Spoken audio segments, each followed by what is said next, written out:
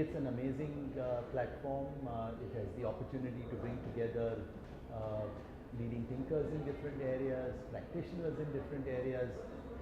But what I've always appreciated, having heard a lot about these conclaves at various meetings, is the cutting edge topics that are always picked.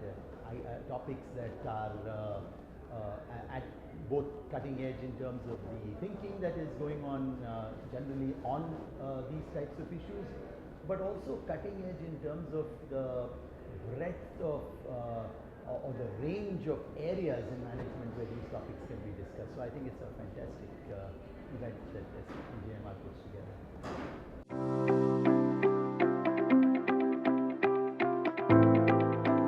I'd say, and I'll talk a little bit about it of course later this evening, I'd say three areas.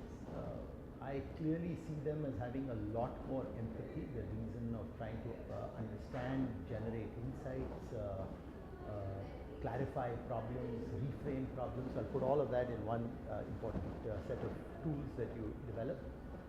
Second is in ideation and trying to be willing to think about new ways of thinking, willing to explore new opportunities and not be tied in and closed-minded, but open and willing to challenge the status quo. So you see that is the second thing.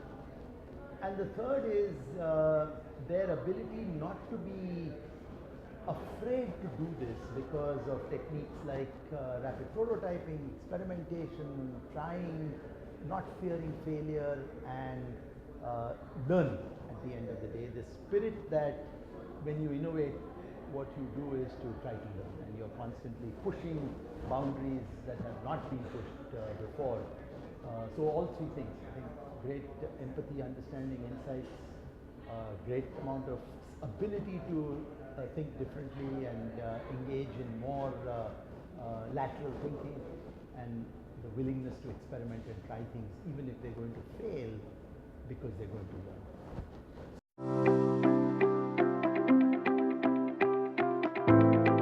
So I think for sure we need to do more. I think